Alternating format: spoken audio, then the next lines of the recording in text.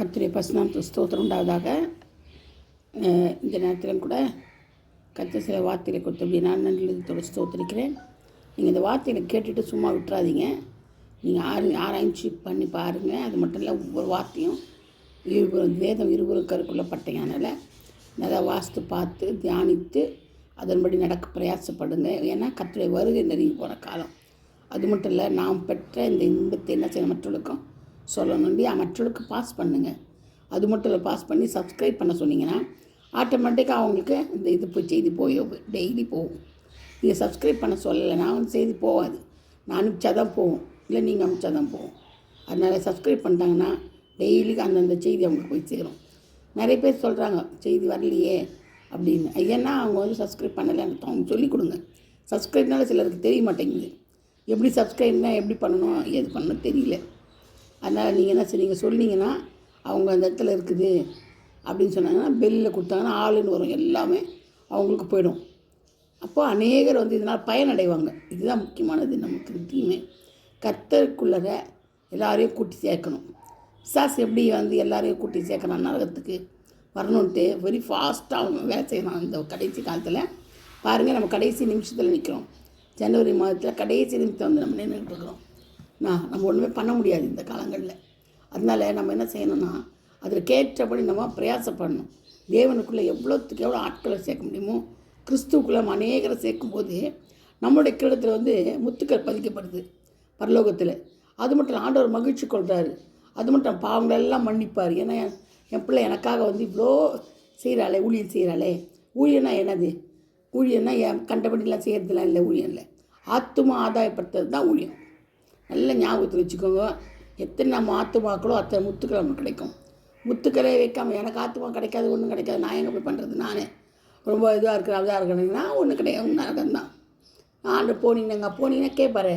நீங்கள் போனீங்கன்னா உங்கள் கையை பார்த்துட்டு கேட்பாரு, நீ என்ன எத்தனை ஆத்துமாக்கள் ஆதாயப்படுத்தினேன், எத்தனை பேர் உங்கள் கையில் இருக்கிறாங்க. ஐயோ நான் ஒன்றுமே பண்ணலப்பா அப்படின்னா அந்த வட்டி குற்றம் கதை தான். 5 தாளந்து 3 தாளந்து 2 தாளந்து 1 தாளந்துக்கார கதை தான் வரும் உங்களுக்கு. ஏன் புதைச்சி வச்சேன் நான் தான் தெரியும்ல. ஆனால் வட்டிக்காரன் கொடுக்க வேண்டியதுன்னு கேட்டுட்டு என்ன பண்ணார், உங்களுக்கும் இருக்கிறதெல்லாம் பிடிங்கிட்டு பற்கடிப்பான இடத்துல போய் சேர்த்துட்டு வரவங்கள. அப்போ நரகத்தில் விட்டுருவார். ரொம்ப ரொம்ப கேர்ஃபுல்லாக இருக்கணும். நம்ம வேதம் நமக்கும் சேர்ந்து மற்றவங்களுக்கும் சேர்ந்து ஒன்று தான், எல்லாருக்கும் ஒன்று தான். எல்லாம் கிறிஸ்தவ முஸ்லீம் எல்லாருக்கும், இந்துக்கள் எல்லாருக்கும் ஒன்று தான். ஏன்னா வேதத்துலேருந்து தான் இந்து சமயம் முஸ்லீம் எல்லாமே வேதத்துலேருந்து தான் உருவானாங்க. முதல்ல உருவானது கிறிஸ்டியானிட்டி. ஆனால் அதுக்கு முன்னாடியே ஆபிரகாம் விக்கிரகம் செய்கிறவன் எங்கேருந்து தான் வந்தது. அதனால் நீங்கள் ஒன்றும் பயப்பட வேண்டியதே இல்லை. ஆணித்தரமாக நீங்கள் சொல்லலாம், கிறிஸ்து தான் உலகத்தின் ரட்சகர், உலகத்தின் பாவத்தை சுமந்திருக்க தேவாட்டுக்குட்டி, இயேசு தான் கடவுள், இயேசுவை தவிர வேறு கடவுள் கிடையாது, உலகத்தை மொத்தமே ஆண்டு கொள்கிறவர் இயேசு ஒருவர் தான், அவர் நினச்சா தான் நம்ம பரலோகம் போக முடியும், இல்லைன்னா நம்மளுக்கு நரகம்தான் அப்படின்னு சொல்லி நீங்கள் தைரியமாக சொல்லலாம். ஏன்னா இது கடைசி காலம். பாருங்கள், இந்த வருஷத்தில் அடுத்த வருஷம் என்ன நடக்கும்போது தெரியாது, நம்மளுக்கு தெரியாது. போன வருஷம் இருந்தவங்க இந்த வருஷம் இல்லை, இந்த வருஷம் இருக்கிறவங்க அடுத்த வருஷம் இருப்பாங்களா தெரியாது. அப்போ காலங்கள் போய்கிட்டே இருக்குது இல்லையா? மாதம் காலம் நாட்கள்லாம் போய்கிட்டே இருக்குது, நிற்கிறது இல்லை. யாரை குறித்து அது நிற்கிறது இல்லை, அது பாட்டுக்கு போகுது. அதனால் நீங்களும் ரொம்ப உஷாராக என்ன செய்யணும், உங்கள் இதை காத்துக்கொள்ளணும். உங்கள் நடவடிக்கைகள், இல்லை உங்களுடைய என்ன சொல்கிறது, வார்த்தைகள், சிந்தனைகள், தருமான சிந்தனை கொண்டு வரான். இப்போ பிசாசு தான் குழப்பத்தின் ஆவியை கொடுக்குறான். எல்லாருக்கும் குழம்பி போய்க்கிறாங்க. மண்டையில் மசாலாவும் இல்லை, அது மாதிரி போயிடுச்சுக்குது எல்லாருக்கும். ஏன்னா அவங்களுக்கு நிதானம் இல்லை. ஆற்றுல ஒரு சேத்துல ஒரு உலகமாக கடவுளான்னு இப்படியே போகுது. அதனால் நம்ம என்ன செய்யணும், எதுவுமே நிதானிக்கக்கூடாது. ஆண்டவர் தான் மெய்யான கிறிஸ்து, ஆண்டவர் தான். உலகம் வேண்டாம் எனக்கு, ஆண்டவரே எனக்கு உலகம் வேண்டாம்ப்பா, நீங்கள் மாத்திரம் எனக்கு போதும்ப்பான்னு சொல்லி நீங்கள் ஜெபிச்சு என்ன செய்யணும், ஆண்டவரை பற்றி கொள்ளுங்க. உலகத்தை நீங்கள் ஆண்டவரை பற்றி கொண்டால் உலகத்தின் எல்லா காரியங்களும் உங்களுக்கு கிடைக்கும். உலகத்தில் ஐஸ்வர்யங்கள், கணங்கள், மகிமை எல்லாமே ஆண்டவர்கிட்ட தான் இருக்குது. இங்கே அந்த மாதிரி நான் நம்ம ஒரு வசனம் படிக்கிறேன் பாருங்கள். கொலோசையர் 1:16-19. கொலோசையர் 1:16-19. இயேசுவுக்குள் சகல சிருஷ்டிக்கப்பட்டிருக்கிறது, பரலோகமும் பூலோகமும், காணப்படாதவைகளும், சகல வஸ்துக்களும், சிங்காசனங்களும், கர்த்தத்துவங்களும், வல்லமை, மேன்மை, துரைத்தன பவர், சரியா, அதிகாரம், ரூல் இருக்கிறது, எல்லாம் அவருக்கு நிலைத்திருக்கிறது. பார்த்திங்களா? அவரே எல்லாமே எல்லாமாக்குறாரு. என்ன, நான் இயேசுவின் சரீரம். அப்போ நம்ம யார்? இயேசுவின் சரீரம். அப்போ நமக்கு எவ்வளோ கனம் நம்மளுக்கு. அது வந்தால் அவருக்குள் ஞானம் அறிவு என்ற பொக்கிஷம் பரிபூர்ணமாக இருக்கிறது தான். என்னது? ஞானம் பொக்கிஷம். கொலோசியர் 2:9-3 சொல்லப்பட்டிருக்குது. அவருக்குள் ஞானம் அறிவு என்ற பொக்கிஷம் பரிபூர்ணமாக இருக்கிறது.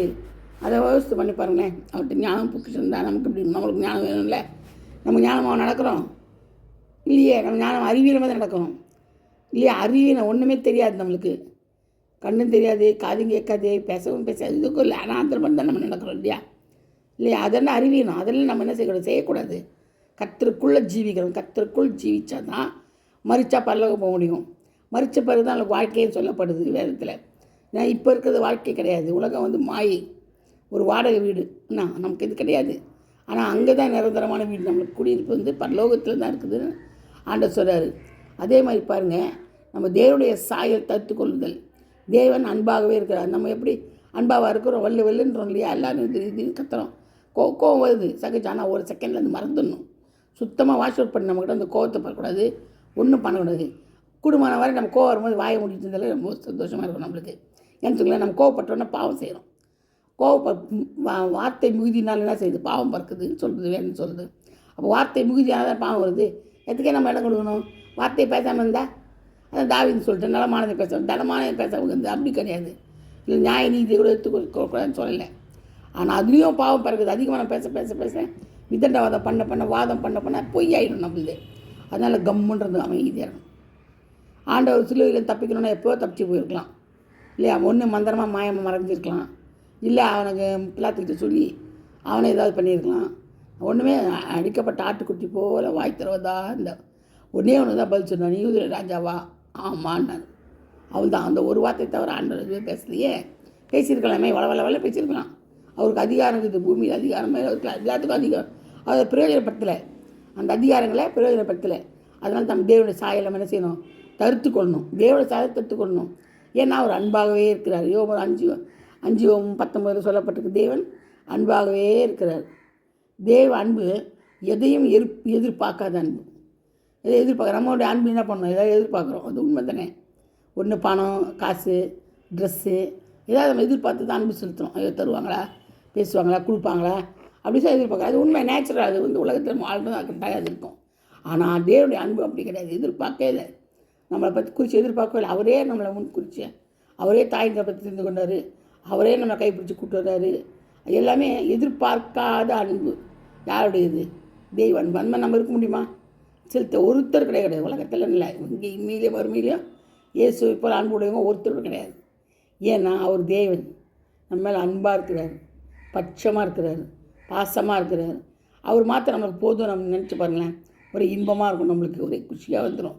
ஏன்னா அவர்கிட்ட தான் எல்லாமே இருக்குது. எல்லாமே இருக்குதுன்னு அப்போ தான் படித்தோம் இல்லையா? கொலோசையரில் ஞாபகம் வச்சு பாருங்கள். நீங்கள் கூட சொல்கிறதெல்லாம் அப்படியே விட்டுறக்கூடாது. கொலோசையர் 1:16-19 படித்து பார்த்தீங்கன்னா என்ன அதிகாரங்கள் அவருக்கு கொடுக்கப்பட்டது தெரியும். அப்போ அவ்வளோ அதிகாரம் பெற்று கூட தன்னைத்தானே தாழ்த்தில செய்தார். சிலுவையில் ஒப்பு கொடுத்தார். சிலுவை மானத்துக்கு ஒப்பு கொடுத்தார். கீழ்ப்படிந்தார். நம்ம கீழ்ப்படினோமா? நம்ம ஒன்று சொன்னால் அதுக்கு வார்த்தை பேசாத நாளே கிடையாது, ஒன்றும் கிடையாது. சொல்கிறோம், ஒருத்தர் என்கிட்ட சொல்கிறான்னு வச்சுக்கோங்களேன், இது இல்லைப்பா அப்படிப்பா, நாங்கள் அப்படி சரி விட்டுணும்.